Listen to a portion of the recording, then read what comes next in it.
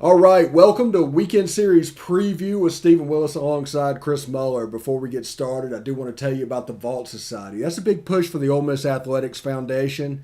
Basically, it's 5 years commitment of support and a $5,000 a year minimum, and there's a benefit chart on the site. We'll get to that in just a second. All gifts to the Ole Miss Foundation between now and June 30th will receive triple points. Red points are non-deductible and go towards priority seating. Blue points are 90% tax deductible and go towards non-home ticketed games. Now that means postseason bowl games, neutral site, etc. If you have any questions, you can hit up the website at give2athletics.com. That is give2athletics.com. I also want to tell you about the rebelwalk.com. Evelyn and her team, which one of which I am with on this show, do a fantastic job. They provide a subscriber level experience and it doesn't cost any money. Now, the most valuable commitment that you give to people is time, and that you will want to read their work and you will want to get their insight. It's a nice way to succinctly get information and follow Ole Miss and make it fun. That is therebelwalk.com. Again, therebelwalk.com.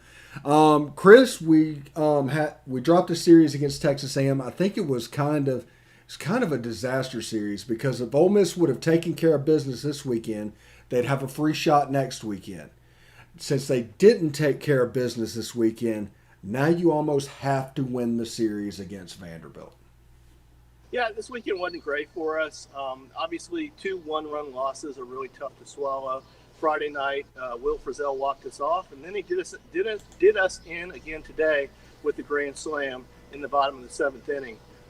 He was really the death of us. I've written on my notes 5 home runs for the weekend. Obviously, a tremendous series for that young man. Hats off to him. I can't say much more about that other than he really destroyed us this weekend.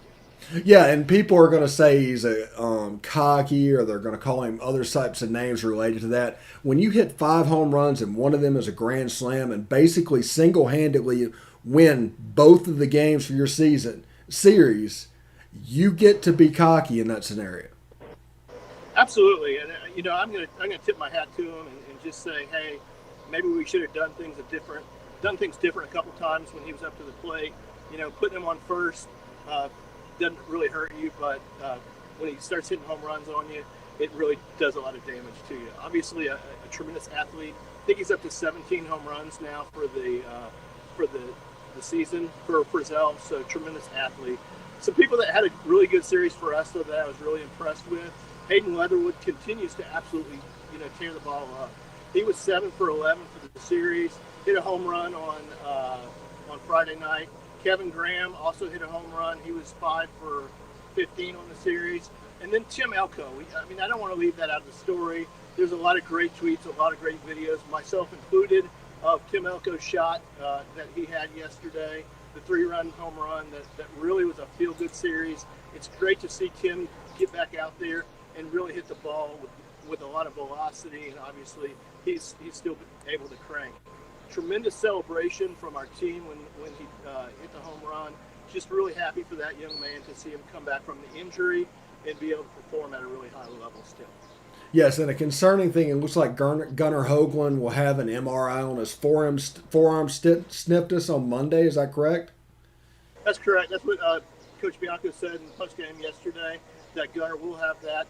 Obviously, that was a weird situation on Friday night. Nobody really knew what was going on until after the game when we talked with Mike Bianco. It was thought that he had an illness or something like that, but that was proved to be wrong. He did come out of the game with stiffness in his forearm with an MRI scheduled for Monday, according to Bianco. Okay, and looking at that situation, if for some reason he's unable to go against Vanderbilt, what's that series going to look like, pitching-wise?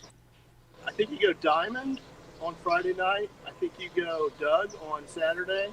And then I think you go back with McDaniel on Sunday. I thought McDaniel had a pretty good outing today, so I don't think there's any reason to ignore that and to go anything different than that. A couple pitchers of note that had good sessions out of the bullpen this weekend. Austin Miller on Friday night had his longest outing of the year. He went 2.2 innings, allowed 0 runs. And then Wes Burton yesterday had another really long outing for him as well.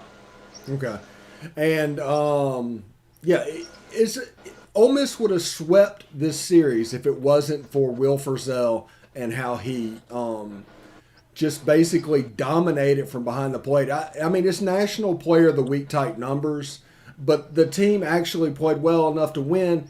But a lot of this series reminded me a lot of the LSU series a couple weeks ago. Yeah, I can see that. Obviously, we dominated Saturday's game a little bit, and the one-run losses are just tough, so tough to swallow. I thought we had a chance in the top of the eighth inning to put some runs on the board, and we grounded in that double play, and that pretty much snuffed things out for us.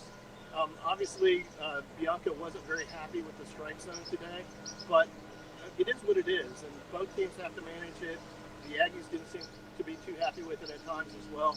So we just didn't get the pitch when it mattered. Yeah, and just looking at, I was actually paying attention when Broadway walked a couple of those guys. It was actually balls. It was a little bit off the plate. There's a little bit to complain about maybe, but for not giving it up. But the calls seemed to be legit, but that did shrink the strike zone for Frizzell when that grand slam happened. Yeah, and I think Broadway missed the pitch. It was an 0-2 fastball.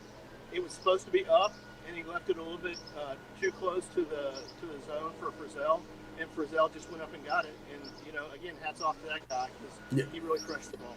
Yeah, insanely quick hands. I mean, whenever he turned on that ball, you can see why his numbers are what they are. I agree. Yeah.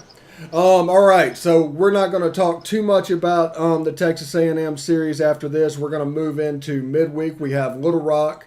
I ask you this every week. Who toes the rubber? I'm going to choose Cody Adcock this week. I hung out with Cody a little bit during BP both days, so Cody Adcock's my pick for this week. Okay, and they play Little Rock, I believe, on Tuesday night. This weekend they have Vanderbilt. The much-anticipated Vanderbilt series. Let's do a little bit of a preview into that. What are we expecting? What do we need to see from that series? I'm sorry, Steve. I've got a lot of background noise around me. Can you repeat the question? The Vanderbilt series. What do we need to expect from that series? I think the bullpen is really important again. I think that just seeing where we can get to it. I think we're going to ask a lot of Taylor Broadway today to get a 9-out save. So anything we can do to bridge the gap to Broadway and get him in a really good situation. Yes, and I believe also that even though they might be good, you need to challenge the hitters by keeping the strike zone. If you're predictable and getting to 3-1 counts, 3-0 counts, it's going to be a long day for our pitching. Absolutely. I mean, it should be a fun series in Oxford. I'm looking forward to it. Hopefully we can take 2 out of 3 from Vanderbilt and, again, right the ship a little bit. All right. Texas A&M takes the series 2-1 against the Ole Miss Rebels. Thank you, Chris, coming to us live from Bluebell Park. And that was a cool little thing. Apparently they're doing landscaping at the moment. That explains the noise. But thank you very much for watching us. We're going to come back after the Vandy series. We're going to have a review. We'll have a preview. Remember, no Palmcast tomorrow. I've got a medical thing I've got to take care of. I will put this video up again in the 11 o'clock Eastern, 10 o'clock Central time frame. So thank you very much for joining us. We'll see you later. And for Chris, I'm Steve. Hotty toddy.